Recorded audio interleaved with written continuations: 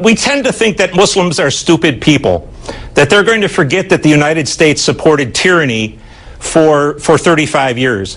We also have become, at least in our political elite, almost Marxist-Leninists in our belief that democracy is the answer to everything and that it's going to take hold everywhere.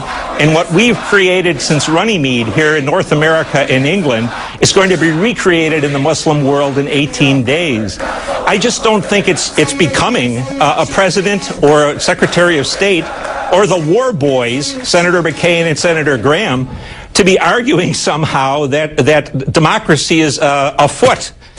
When clearly it's not. Well, look, Michael, first I have to disagree with your premise in terms of the overarching view of the Islamic world. And I think there is much greater nuance in the relationship that the President and the Secretary of State and the United States senators, whom you mentioned, are trying to craft with the new leadership. Everybody understands, do they not, that this is a moment of transition. This is a moment where the old ideologies, the old governing structures throughout North Africa and the Middle East are being pushed aside by what is a genuine uprising from the grassroots of the populace. Nobody knows with any certainty where it will go. And I think if you listen to the Fareed Zakarias, the Fuad Ajamis, the real experts in the region, they all say there is enormous uncertainty, but certainly it is better to begin to forge the relationship in terms of the common notions of tolerance, freedom, secular democracy that we believe in, not believing it will take root overnight, but certainly to articulate those views than to be a hands-off and let tyranny reestablish itself. Wouldn't you agree with that? No, I wouldn't. I think Mr. Zakaria and Mr. Ajami know about as much about what's going on there as my chair does.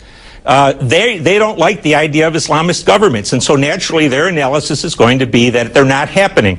Just like Mrs. Clinton, just like Senator Graham, just like the president.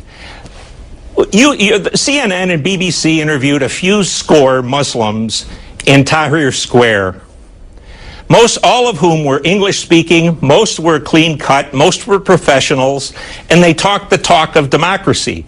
Then they read a few Facebooks and a few Twitters, and they extrapolated that sample to 85 million Muslims, half of whom or more are illiterate. So the West has really got a skewed idea of what's happening in that country. And across the region, sir.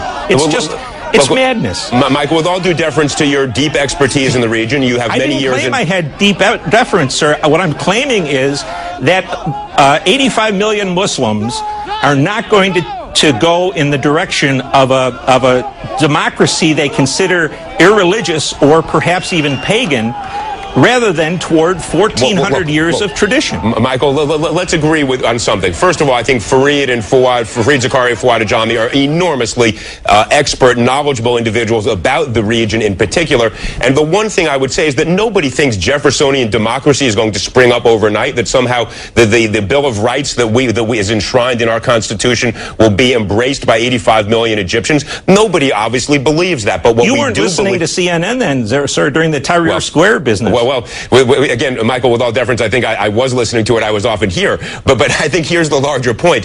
What we are saying is that there is an arc of history and that there is movement in a particular direction. And while we don't have any illusions about where it will end up, and we all understand Iran and what has happened in Afghanistan time and time again, what we are saying is that positioning our foreign policy no longer behind the tyrants, but in front of the popular movement in favor of those ideals that George W. Bush articulated in terms of democracy, that seems to make sense.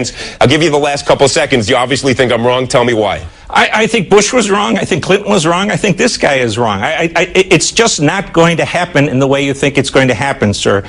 And even if it did, if we had democracy from Mauritania to Jordan, what those governments would have to reflect popular opinion. And what you would have is the greatest anti-Israeli movement that you've ever seen in your life, because Israel is hated more than anything in the Islamic world.